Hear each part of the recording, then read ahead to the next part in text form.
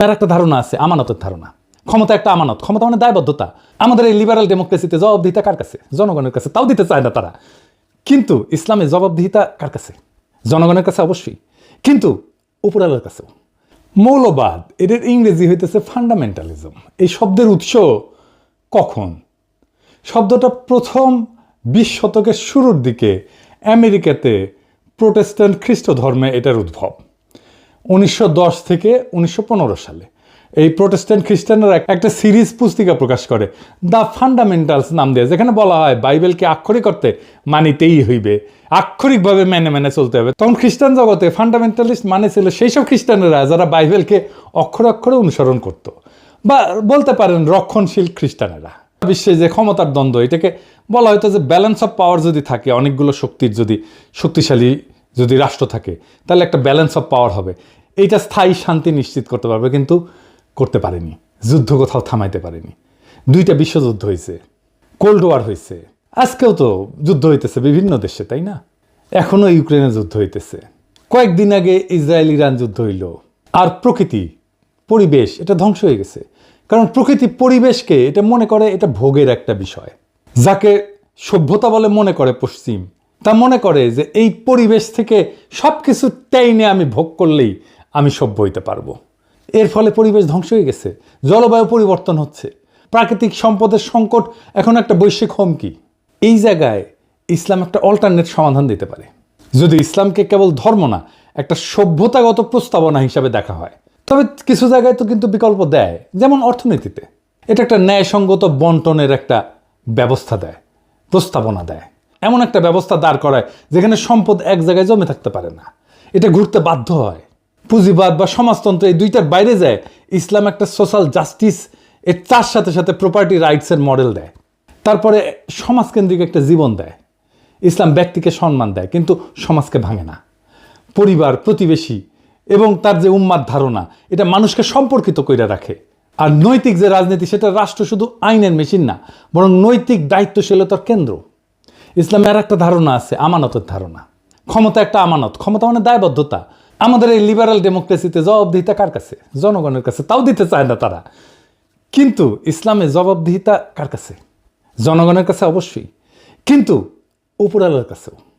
কেবল নাগরিকের কাছে না, খোদা তাআলার কাছেও। শান্তির ধারণা, শান্তির ধারণাও ধরেন ইসলামে একটা খুব র্যাডিক্যাল চিন্তা আছে। ইসলাম যুদ্ধকে বৈধ করে শুধু আত্মরক্ষায় বা নিপীড়ন বন্ধ করতে 2টা জায়গায়। শক্তি ব্যবহার মানে আধিপত্য না, ন্যায় প্রতিষ্ঠা। পশ্চিমের যেটা জাস্ট ওয়ার থিওরি, সেটার বাইরে একটা নৈতিক শান্তির তত্ত্ব এটা। তার মানে ইসলামের যুদ্ধ 2 জায়গায় বৈধ, আত্মরক্ষা এবং জুলুম বন্ধে। শক্তির ব্যবহার এটা আধিপত্যের জন্য না, ন্যায়ের প্রতিষ্ঠার জন্যে। এমনকি ধরেন প্রকৃতির সাথে সম্পর্ক, ইসলাম প্রকৃতিকে আমানত হিসেবে বলে, শোষণের বস্তু না।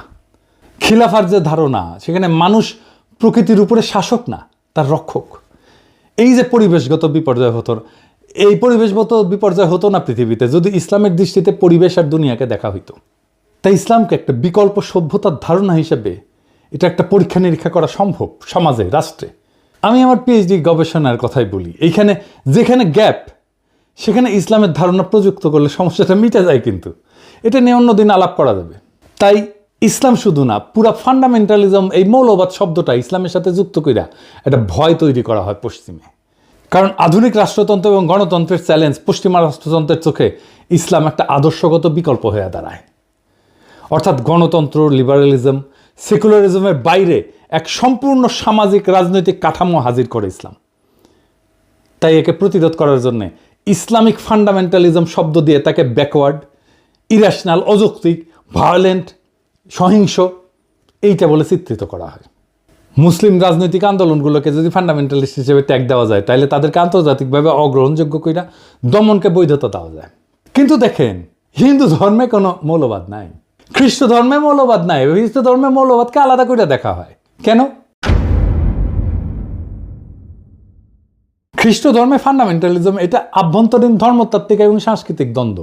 এইটাকে যদি ডেমোনাইজ করা হয়, তাহলে পশ্চিমা জনসংখ্যার একটা বড় অংশ সরাসরি ক্ষুব্ধ হয়ে যাবে। তাই ওদের মিডিয়া এবং একাডেমিয়া খ্রিস্টান ফান্ডামেন্টালিজম শব্দটাকে সীমিত অর্থে ব্যবহার করে, সন্ত্রাস বা হুমকির সাথে যুক্ত করে না, কিন্তু ইসলামকে করে। ইসলামের ক্ষেত্রে তারা এটাকে এক্সটার্নালাইজ করছে, বাইরের শত্রু, সভ্যতার চ্যালেঞ্জ, আধুনিক রাষ্ট্রের জন্য হুমকি, এইভাবে তারা হাজির করে। কার্ল শিমিট বলছিলেন যে রাজনীতির মৌল কেন্দ্র হইল ফ্রেন্ড ভার্সেস এনিমি, এই বিভাজন। পশ্চিমা রাষ্ট্রতন্ত্র ইসলামের ফান্ডামেন্টালিজম ধারণাটাকে ব্যবহার করছে এনিমি হিসেবে চিহ্নিত করার জন্য। ফুকো দেখাইছেন যে কিভাবে ক্ষমতা ডিসকোর্স তৈরি করে বা বয়ান তৈরি করে। ইসলামিক ফান্ডামেন্টালিজম একটা ডিসকোর্স বা বয়ান যা ইসলামকে সবসময় ইরেশনাল, ভায়োলেন্ট, প্রিমডার্ন এই হিসাবে উপস্থাপন করে। এডওয়ার্ড সাইদও বলছেন তার ওরিয়েন্টালিজমের ধারণায় যে পশ্চিমা সংস্কৃতি সবসময় পুপকে অন্য বা আদার বানায়, নিজের আধুনিকতাকে বৈধতা দেয়। এবং এই যে ওয়েস্টার্ন ডেমোক্রেসি, পশ্চিমা লিবারাল ডেমোক্রেসি নিজেকে একমাত্র বৈধ রাজনৈতিক রূপ হিসেবে দাঁড় করাইতে ইসলামিক ফান্ডামেন্টালিজমকে বিকল্প রাজনৈতিক কল্পনা হিসাবে সে ডেমোনাইজ করে। ফলে আন্তর্জাতিক আইন, সিকিউরিটি, নীতি, এমনকি গবেষণাতেও ইসলামী আন্দোলনকে প্রায় ফান্ডামেন্টালিস্ট থ্রেট হিসাবে বলা হয়। যদিও একই ধরনের ইহুদি বা খ্রিস্টান চরমপন্থাকে সেটা বলা হয় না, হিন্দু চরমপন্থাকে তো বলা হয়ই না, দেখতেছেন তো। যা যা একটা ইসলামী সমাজকে আলাদা মিনিং দিছে সেটাকে আক্রমণ করা হয়েছে পশ্চিম থেকে। নিজের কালচারকে, নিজের প্র্যাকটিসকে ঘৃণা করতে শেখানো হয়েছে। আফগানিস্তানে বোরখা পরা ছিল ফ্যাশন, এটা অভিজাততন্ত্রের প্রতীক। যেই নারী বোরখা পরবে তাকে ধরে না হয়তো সে ধনী এবং সে কোনো কাজ করবে না, সে অভিজাত, তার কাজ করার দরকার নাই, তাকে অন্যভাবে সম্মান করা হইতো। এইটাকে পশ্চিমানারা বানাইলো নারী নিপীড়নের আইকন। কি খোদা আমারে উঠায় নাও। বোরখা খুলে বেলায় প্রগতিশীলতা। অটোমান হেরেমকে বলা হয় নির্বিচার যৌনতা, অথচ জানেন এইটা নারীর ক্ষমতায়নের একটা super duper model, very effective alternate model. একদিন আলাপ করবো এটা নিয়ে। নারীবাদীরা এখন থেকে লাফানো শুরু করবে, মূর্খসোদা নারীবাদী। বাংলাদেশে সব প্রগতিশীলের মূর্খসোদা, নারীবাদীরা আরও বেশি মূর্খসোদা। এদের সাথে আলাপ করবো আমি হেরেম নিয়ে। যাই হোক, বিএনপি পশ্চিমের বয়ান নিচ্ছে ইসলাম প্রসঙ্গে। তার রাজনৈতিক প্রতিপক্ষকে মোকাবেলা করার জন্য যদি আওয়ামী বয়ানের কান্দে চাপতে হয় বিএনপিকে, তাহলে তো বিএনপি আর একটা আওয়ামী শাসনই উপহার দেবে। পশ্চিমের ভয় একটা ফেয়ার ইলেকশনে ইসলামী দলগুলো যদি ক্ষমতায় চলে আসে, এই ভয় তারা মিশরে পাইছে, একই ভয় তারা গাজায় পাইছে। হামাস জিতছে, তারা স্বীকার করবে না, কিন্তু মোদিরা মাইনা নেবে। আজিব বাত। এইভাবে রাজনীতি চলে। জামাতের সাথে বিএনপি তো আসলে কোনো প্যারামিটারে জিততে পারবে না, না আভ্যন্তরীণ গণতান্ত্রিক চর্চায়, না কর্মীদের রাজনৈতিক মানে, না কর্মীদের সাহসে, না কর্মীদের সংখ্যায়। বিএনপি ছাত্রদল, ছাত্রজীবী যদি এখন রাস্তায় মারপিটেও নামে, ছাত্রদল হাইরা যাবে। এটা বাস্তবতা। না বিএনপি প্রতিষ্ঠান তৈরি করতে পারছে, না কর্মীদের নৈতিক রাজনৈতিক পড়াশোনা, শিক্ষা প্রতিষ্ঠানে সংগঠনের প্রভাব বাড়াইতে পারছে, কিছুই করতে পারেনি। বিএনপি জামাত বা ছাত্র শিবিরের সাথে তুলনায় কোনো ধারে কাছে যেতে পারবে না। এই জন্যই তারা বাইসা নিছে এমন একটা জায়গা যেখানে জামাত দুর্বল, সেটা মুক্তিযুদ্ধ। এই মুক্তিযুদ্ধের মাঠে এসে জামাতকে ঘায়াল করতে চায়। তাই তাদের মুখে মৌলবাদ, তাই তাদের মুখে জঙ্গিবাদ, সেই একই বয়ান আওয়ামী লীগের বয়ান। কারণ এটা সহজ। জামাতের রাজনীতিকে মোকাবেলা করার জন্য যে দক্ষতা থাকা দরকার, ইন্টেলেকচুয়াল ক্যাপাসিটি থাকা দরকার ছিল, সেটা তো বিএনপির নাই। তো বিএনপি নিছে সহজ পথ, মুক্তিযুদ্ধের কথা বলে কোণঠাসা করা। এই রাজনীতি জিতবে না, এই রাজনীতি জেতান না। এই রাজনীতি অবশ্যই বিএনপিকে পরাজয়ের রাস্তায় নেবে। এই রাজনীতি বিএনপিকে রাষ্ট্র ক্ষমতা আসতে দেবে না, লিখে রাখতে পারেন। এইটাই বিএনপির রাজনৈতিক পরাজয়ের কারণ হবে। পশ্চিমা শক্তি আমাদেরকে কোনো সাহায্য করেনি হাসিনা বিরোধী লড়াই, আমাদের কোনো ধরনের কূটনৈতিক সাহায্য করেনি। হাসিনার শাসনকে সর্বতভাবে সাহায্য করে গেছে, সাপোর্ট করে গেছে পশ্চিমা শক্তি। এখন সেই পশ্চিমা শক্তির ইচ্ছায় যদি বিএনপি তার আগামীর রাজনীতি নির্ধারণ করে, তার রাজনীতিকে বাংলাদেশের মানুষ প্রত্যাখ্যান করবে। বাংলাদেশের মানুষ তার ধর্ম, তার সংস্কৃতি, সেটাকে সাথে নিয়ে বাংলাদেশের মানুষ আগামীর রাষ্ট্র গঠন করতে চায়। পশ্চিমাদের সাজেশনে না, পশ্চিমাদের ধারণা দিয়ে না, পশ্চিমাদের প্রেসক্রিপশন দিয়ে না, বরং পশ্চিমাদের প্রেসক্রিপশনে যারা রাষ্ট্র করতে আসবে তাদেরই বাংলাদেশের জায়গা হবে না। বাংলাদেশের রাজনীতির বড় ট্র্যাজেডি হইল নিজেদের শক্তি আর ঐতিহ্যকে ভরসা না কইরা বিদেশি প্রেসক্রিপশনকে আঁকড়ায় ধরা। আওয়ামী লীগ তা করছে বছরের পর বছর, আর বিএনপি যদি সেই একই পথে হাঁটে তবে তার পরিণতি একই হবে। মৌলবাদ নামের কৃত্রিম আতঙ্ক দেখায় জনগণকে ভয় দেখানো যায়, কিন্তু ক্ষমতা দখল করা যায় না। বাংলাদেশের মানুষ চায় না কোনো আমদানি করা প্রেসক্রিপশন, তারা চায় নিজেদের ধর্ম, সংস্কৃতি, ইতিহাস এবং আত্মপরিচয়ের ভেতর থেকে বেরিয়ে আসা একটা রাষ্ট্র। সেই রাষ্ট্র হবে ন্যায়ভিত্তিক, বিশ্বাস এবং মূল্যবোধ নির্ভর, যেখানে বিদেশি লেবেল না, বরং বাংলাদেশের মানুষের রক্ত মাংসের চাহিদা তার রাজনৈতিক চালিকা শক্তি হবে। তাই আজ যদি বিএনপি আওয়ামী লীগের সহজ পথ অনুসরণ না কইরা বরং নিজের কণ্ঠে, নিজের বয়ান, নিজের আত্মপরিচয়কে রাজনৈতিক ভিত্তি করে তোলে, তবে এই জাতি তার পক্ষেই আবার জায়গা উঠবে।